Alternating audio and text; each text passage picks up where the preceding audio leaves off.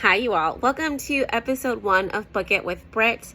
This channel is all about Disney, travel, lifestyle, marriage, kids, and it goes on and on. But for the first half of my videos, I want to focus on Disney and traveling to Disney. I know Disney World is a hot ticket, must-do vacation place for so many people. And if you've never gone to Disney World, there's a lot of information that it could be helpful for your trip.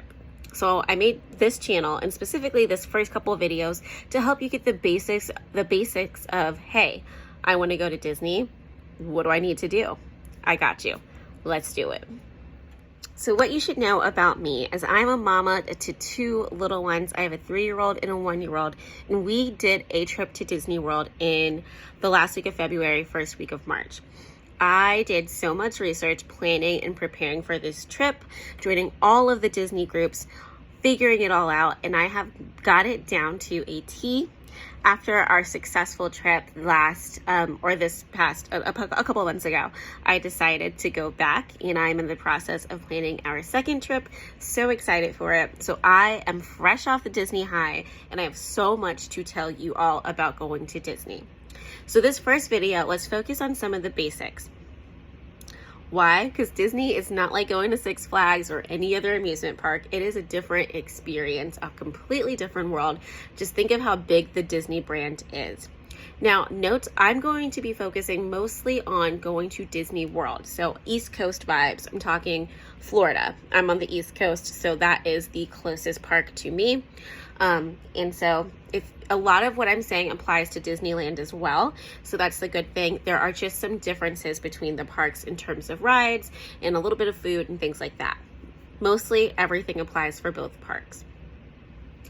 The very first thing I want to tell you about going to Disney World is it is expensive. It is expensive. Tickets are like $130, can go all the way up to $170 per park per day. You heard me. Now they can also be cheaper. They can be like $99, $100. It just depends on when you're going and when you purchase your ticket. Speaking of tickets, when you go to Disney World, a Disney World park, and there are 4 of them. There are 4 main parks, I'll say. There's also a water park, but like, does that really count? You need to have a park ticket and a park reservation. Note, you need a park ticket and park reservation in order to get into the desired park of your choosing. This is something new. It's kind of happened in the past couple years during the pandemic and things. That way they can control how many people are coming into the park. It's a super smart system. It's very easy to use. You're going to want to go to the My Disney Experience app to do all of your Disney planning, booking, everything. You can make your restaurant reservations by Genie Plus, which is the new version of the Fast Pass, and so much more. Don't worry, I'm going to cover all of these things in baby steps. So don't worry, I got you. So I've covered the fact that you are going to need a ticket as well as a park reservation to get into the parks. But what are the parks? You just know Disney World is Disney World. Like I said, there's 4 main parks that you can go to: Animal Kingdom, Hollywood Studios, Epcot, and Magic Kingdom. Now, if you don't feel like paying to go to every single park, the number 1 park you want to go to is Magic Kingdom. That is the classic Disney park, thinking about It's a Small World, the giant castle, the beautiful fireworks show. Disney World Magic Kingdom is the biggest. I wouldn't say it's the biggest park. I mean, it is pretty big. I don't know size-wise. It's actually really huge. It has the most rides out of all the parks, and it's your classic park. The other parks, Animal Kingdom, focuses on like the animal vibes. You can do a safari. There's right now a really cute kite show that has like the Lion King. The food in Animal Kingdom is to die. It is so good, and it's a good time. It's a really good park. We went and we were able to do it we were done by like 1 or 2 o'clock. We could have continued to do stuff, but the kids were fussy, and we had seen enough of the park, had lunch. Great park for little kids. I highly recommend Animal Kingdom if you have toddlers like I do. Well, I wouldn't consider my 3-year-old a toddler, but you get the point. Epcot is my favorite. Epcot has a special place in my heart. Why? Not everyone loves Epcot. And I will tell you that I think it gets a bad rap from some people, but if you're a foodie like me, if you like to have a good drink, Epcot is where it's at. Not to mention, Frozen Ever After is there, Elsa and Anna are there. So there are some cool things to see in Epcot. And you can eat at a restaurant inside space. Yep, you walk in, get shot up to space, and have food. Of course, it's not really space, but with Disney, it feels like you are just in space. It is so cool. It's one of the newer restaurants, Space 2020. Absolutely amazing. Get your dining reservations for there as soon as you can. So Epcot's a good time. It is a place where it's kind of set up where there's a section where there's rides, and then there is it's really about the world. It's called like World Showcase, and you can go to different areas that represent different countries and get food. You can shop for souvenirs, you can get drinks. My favorite thing to do is to eat and drink around the world. You might have heard drink around the world. Yep, there's alcohol at this park. In fact, there's alcohol at all of the parks except for Magic Kingdom. Note that is the only park where you would have to be at a sit-down restaurant to have an adult beverage, but all the other parks do have places where you can get beer, wine, and other drinks. So Epcot's a good time. The food in Mexico, for me, I love Mexican food. So the food in Mexico is amazing. In France, they have this really, really great dessert. And of course, you can try all of the drinks. I highly recommend saving up for this one and to just have a good time. Go with friends because then you can split snacks and sip drinks, and it's a good time. So 4 parks. Lastly, Hollywood Studios. Hollywood Studios is epic right now because of Star Wars Galaxy's Edge. Yep, there's a whole section of the park that looks just like Star Wars, completely amazing. In fact, I think it's super popular. Ride times are long there, but don't worry, I have tips for getting you on all the rides that you want to quickly, efficiently, and fast. I was able to ride pretty much everything I wanted to. I think Animal Kingdom Everest was closed, so I couldn't do that, but on my trip, and so I got you in terms of that. So those are the 4 parks. My suggestion, if you have little kids, and I'm gonna tell you right now, this is just like a random side tip, whatever.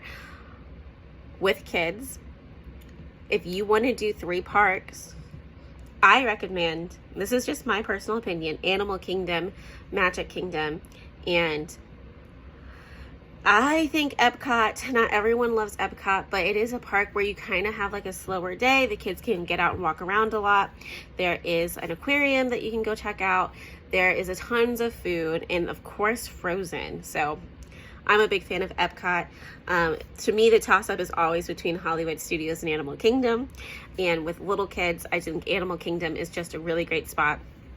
We have this whole section that's like Avatar the Blue People, not Avatar the Last Airbender, and it's really beautiful there. And also my favorite drink that I had my whole trip is in Avatar Land, Navi. So I think that's what it's called.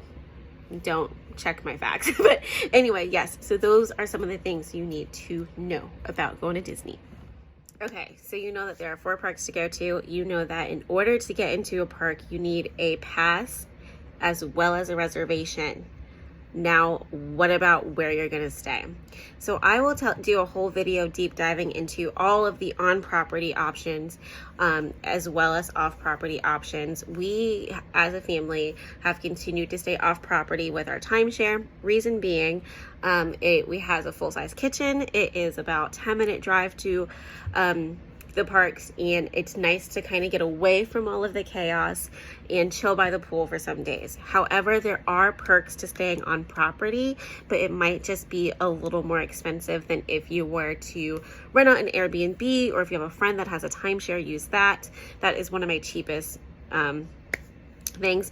And I honestly like to spend a lot of money on food and souvenirs that I don't want to worry about how much I'm spending just to stay there. So that's kind of what I do. But again, a video coming about that shortly. I do want to know about travel to Disney World. So I have toddlers, right? 3-year-old, 1-year-old, and we drove 16 hours to go to Disney World in our SUV. Now, of course, there's plenty of options. You could fly, you can rent your car. You can rent a car and drive, or you can rent a car once you get there. You could take the auto train if it's in your area, which is a very cool option where basically you get on a train, load your car on a train, it drives overnight, and you get off, I think, in Sanford, Florida, and then you can drive your car from Sanford to Orlando. Really great option. It's pretty expensive, so it ends up being cheaper probably to fly, or the cheapest option is to drive. And so that's what we did. We are, a family just trying to make it in America. And so we drove our car. And I will let you know that if you have little kids, do not worry about packing any of your own baby gear except for maybe a baby carrier, or I have like a little travel high chair situation if you want that. But most resorts do have the option to bring you up a pack and play if you need one. Some places have high chairs. If you're staying on Disney property, just ask beforehand and they can have that sent to your room, so you don't have to worry about traveling with a bunch of gear. The other thing is that there are stroller rental options in Florida, and so you don't have to bring your stroller. It's super easy. We used Kingdom strollers last time, and they delivered it right to our resort and picked it up right from our resort. So I didn't have to go pick up the stroller or anything. It was right there ready for me. So it's super easy and effective. So if you're traveling with little ones, renting baby gear is an option. It's a huge space saver if you need room for clothes and souvenirs. Something else I wanted to bring up when it comes to Disney and traveling with babies in general is that something that's really cool that people don't really realize is that each park has a baby care center. Yep, you're going to want to get a map of that park and find out where your baby care center is. There, if you're a breastfeeding mama, they have rooms where you can nurse. There's changing tables. There is diapers, wipes, formula, and baby food. Should you run out and need to buy some, you can definitely, of course it's going to be expensive, it's Disney, but there is options in terms of like if you run out and you need something. The other thing is that a lot of times if something happens to your kids' clothes, you might be gifted a baby option. Not saying that they'll always do it. It just depends on the cast member and what's going on. But it is a great place to kind of stop and regroup if you need to. And it's like a nicer place to change a diaper than the bathrooms. Not that Disney bathrooms are bad. I've been to a whole bunch of different types of bathrooms, amusement parks. Disney's typically are fine, but it's still a bathroom at the end of the day. So baby care centers are where it's at. Now back to our general tips about Disney. When you go to Disney World, I highly, highly suggest that you get a Magic Band or you use your Apple Watch as a Magic Band. Magic Band, basically, if you stay on property, can work as your room key. It can work as your wallet if you add your credit card to it. But for the most part, it's going to allow you to get on rides and use your Genie Plus, which is what Fast Passes used to be, to get onto rides. I highly recommend getting Genie Plus. It's about $15 extra on top of your ticket, but it's 100% worth it. You're basically able to book a time for you to ride your ride. So I'll do a deep dive video about that as well, but just know it's 100% worth it. If you ask me, is it worth it? I think it's worth it. If you know how to work it, it's worth it. Give it to me. I'm worth it. Okay. So definitely get a Magic Band. I know that while we were there, one of my friends thought that he would just use his Apple Watch, didn't really like it, and wanted to have like a special Disney Magic Band. You can get them online at the Disney store. You can also buy them on property at some places, but at Disney Springs has a lot more options in terms of design. You can even custom make one. So Magic Bands is where it's at. Don't forget about those. Now, two things when it comes to saving money at Disney and food. So we all know that I'm here for the food at Disney. I want to eat out most of the time. However, there are two things you should know. One is you can bring outside food and drinks into the parks.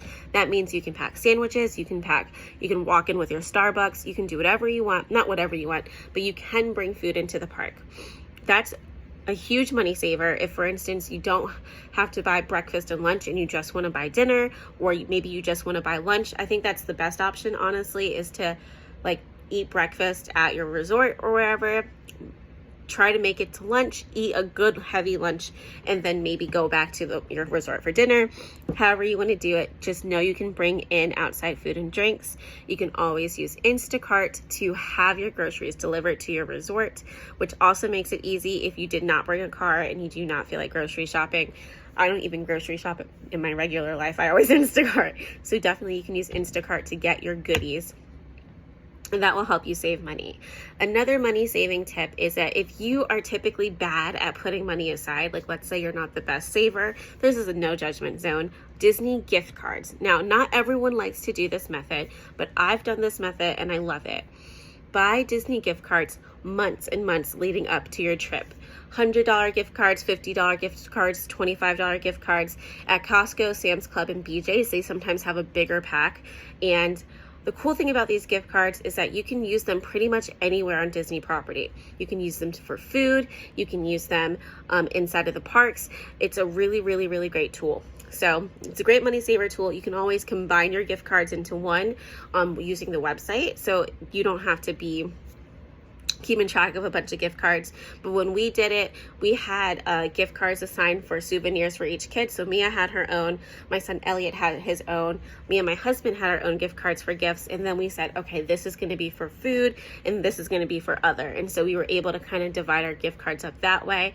If you don't like the gift card system, you don't need to use it, but it's a really good, easy, basic way to kind of start saving up money, and it's not money you're ever going to be able to touch. You know how sometimes you're like, I'm going to set this money aside, and you're like, oh, but I need to do something real quick. I'm just going to use it. I'll pay it back later. No, Disney gift cards are only good at Disney, so it's a good way to save.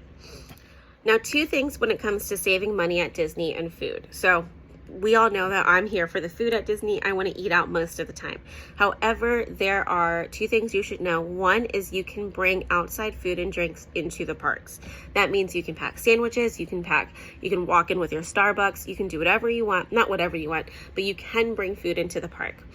That's a huge money saver if, for instance, you don't have to buy breakfast and lunch and you just want to buy dinner, or maybe you just want to buy lunch. I think that's the best option, honestly, is to eat breakfast at your resort or wherever, try to make it to lunch, eat a good heavy lunch, and then maybe go back to your resort for dinner. However you want to do it, just know you can bring in outside food and drinks. You can always use Instacart to have your groceries delivered to your resort, which also makes it easy if you did not bring a car and you do not feel like grocery shopping. I don't even grocery shop in my regular life. I always Instacart. So definitely you can use Instacart to get your goodies. And that will help you save money. Another money saving tip is that if you are typically bad at putting money aside, like let's say you're not the best saver, this is a no judgment zone, Disney gift cards. Now, not everyone likes to do this method, but I've done this method and I love it. Buy Disney gift cards months and months leading up to your trip. $100 gift cards, $50 gift cards, $25 gift cards. At Costco, Sam's Club, and BJ's, they sometimes have a bigger pack. And the cool thing about these gift cards is that you can use them pretty much anywhere on Disney property. You can use them for food. You can use them inside of the parks. It's a really, really, really great tool. So it's a great money saver tool. You can always combine your gift cards into one using the website. So you don't have to be keeping track of a bunch of gift cards. But when we did it, we had gift cards assigned for souvenirs for each kid. So Mia had her own, my son Elliot had his own, me and my husband had our own gift cards for gifts. And then we said, okay, this is going to be for food and this is going to be for other. And so we were able to kind of divide our gift cards up that way. If you don't like the gift card system, you don't need to use it, but it's a really good, easy, basic way to kind of start saving up money, and it's not money you're ever going to be able to touch. You know how sometimes you're like, I'm going to set this money aside, and you're like, oh, but I need to do something real quick. I'm just going to use it. I'll pay it back later. No, Disney gift cards are only good at Disney, so it's a good way to save. Okay, so we've covered a lot so far, but I do want to touch on a few more things, basic things to know about your Disney trip. Now, there is this thing called rope dropping, and not everyone knows what that is. True Disney goers, we know what rope dropping is. Basically, you get to the park of your choice in 30 minutes to an hour before it opens.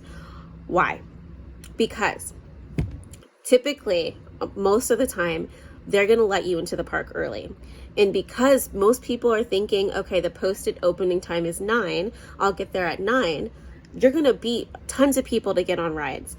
A lot of people will do that and then get on their top rides first, knock them out, then stop, grab something to eat for breakfast, and then continue throughout your day. Rope dropping is a big thing. Note that when you do rope drop, you might see a crowd. This is something I wanted to warn people about because I've seen people post this in groups. You could see 100 people, right, getting ready to rope drop. Don't let that deter you or make you scared that the park's going to be crowded. These Disney parks are huge and everyone's going to get in and scatter to the places that they want to go to. So maybe if 100 of us are getting ready to rope drop and walk into the park, I'm going straight to Space Mountain or a Splash Mountain. You might be going to Seven Dwarfs Mine Train. Everyone's going to go on different things, and that's going to really disperse it. Also, you still beat a lot of the people who are, you know, casually walking in at 10 a.m., which is kind of my deal anyway. Like, I'm not getting up super early. But another tip is don't be afraid if you are wanting to stay till park close. Two things. There's lots of places to sit. My kids fell asleep in the stroller. Don't worry about your kids. They will sleep. They will sleep at Disney. Even if they're bad sleepers. Trust me, my kids aren't the best sleepers. God bless them. They will fall asleep. But if you want to go back to your resort and come back, there's nothing wrong with at like 1 o'clock going back, showering, have lunch, take a nap, come back at 3 and do the rest of the day. Tip about staying till close, you can ride rides during the fireworks shows. A lot of times those ride lines are shorter because people want to catch the fireworks. This is at Magic Kingdom specifically. 2, as long as you are in line before that park closes, you can ride. I don't care if the park closes at 9 and you're in line at 8:59, you're going to get to ride the ride. So don't be afraid to do that. Yes, rope dropping is a great tool. Also, a lot of people stop to eat around 1 and 3. So if you can eat before then, or if you get to the park at 1 or 3, everyone's going to be scrambling to find food. If you're fed, you could be riding rides. So just keep note of that. A lot of times ride times kind of dip off around 3 o'clock because people are tired, people are leaving the park, people are taking breaks. That's a great time to get in line and ride rides. So those are just some tips. Doesn't always work, depends on the day, but yes. I got cold, so I'm all covered up. So the last thing I wanted to talk about is, okay, when is the best time to take your family or just yourself to Disney? Note that there are plenty of things for adults to do, and I think it is a great time if you can go by yourself one day without kids. That is my dream, and I will be working on that dream. But for now, when is a good time to go to Disney World? Well, a lot of people go during the summer. So if you're looking for lesser crowds, lesser wait times, the summer is not the time to go. And look, I get it. If you have school-age kids, you want to go when they're out of school. But I'll tell you, the peak times to go to Disney are during spring break, winter break, and the summer. Now, between November and through the Christmas season, it also can get kind of busy because of the holidays. But I noticed that like right after Thanksgiving is a great time to go to Disney, right before everyone goes really, really crazy for Christmas. Of course, there's always benefits to going during the holiday seasons. If you go for Halloween or if you go for Christmas, it's truly magical. And I plan on taking my kids one year for Christmas when they're a little bit older, and it can be a memory since they're only 1 and 3, but it can be a good time. My suggestion and my favorite time to go to Disney is the last week of February, first week of March. So end of February, beginning of March. Why? You want to get in before spring break starts for anyone. And some spring breaks tend to start the end of March. Also, there's like a cheerleading competition that goes on towards the end of March, and then it can get kind of busy there. But if you go at the end of February, we are past the Christmas and New Year times, and it is beautiful weather. Let me tell you, going to Florida, going to Orlando in the winter is my favorite thing to do. Again, I'm on the East Coast. It gets cold. And when you go in February, March, I've gone in December and then also like February, March. Weather is beautiful. We were there, it was 77 degrees as the average, so it was not too hot. There were days where it got down to 72. Our Magic Kingdom day was in the low 70s, and that was great because you're spending basically your entire day outside. And there wasn't any rain really while we were there, which is like, I prayed about this though. But anyway, it's a good time. It's a really great time of year to go. If you don't mind taking your kids out of school for a week, just do it. I did because my kid's just in preschool. I feel like she can miss preschool. And honestly, I would do that for the rest of their lives if I decide to do so. Because I think that it's just a great time to go. I love the weather. The later you wait into the spring, it starts getting hot again and it starts getting crowded. So there's nothing wrong with going and sweating your butt off if you're looking to lose some water weight or you really just enjoy crowds. For sure, go during the summer. The other reason why we went then is because it was before tax season. So my husband, he works, he has to be available during tax season. But yes, that's my favorite time of year to go.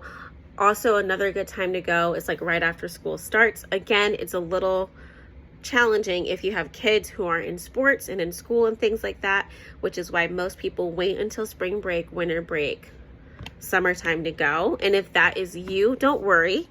There are plenty of options to still have a really good time. I actually suggest going fall, if there is a fall break. I don't remember school, guys. I don't remember. My kids aren't there yet. If there's a fall break, try going during fall break. That's a great time.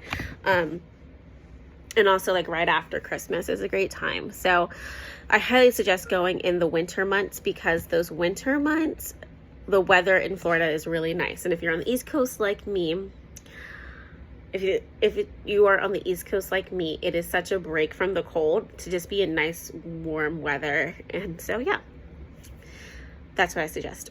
Now, in terms of packing, I will do a whole video about me packing because I packed so many things and outfits and how to prepare that way and like what are the best resources and tools that you can use to prepare for your trip.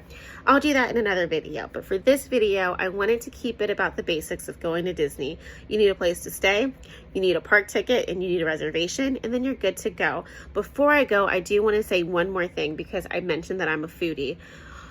You can reserve Disney dining 60 days in advance, and if you want to eat at any of the best restaurants, you're going to want to reserve them as soon as possible. Those reservations book up quickly, especially for places like Topolino's, Chef Mickey's, Cinderella's Royal Table, Be Our Guest. And if you don't know what these restaurants are, don't worry, I'll tell you in a later video.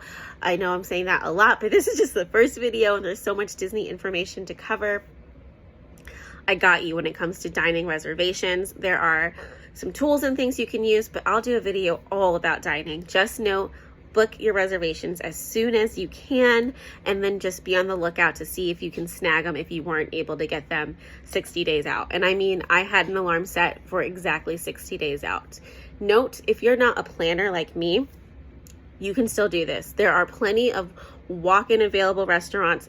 Everything to eat is really good. You're not going to go sit down somewhere and have a bad meal. At least that's not my experience.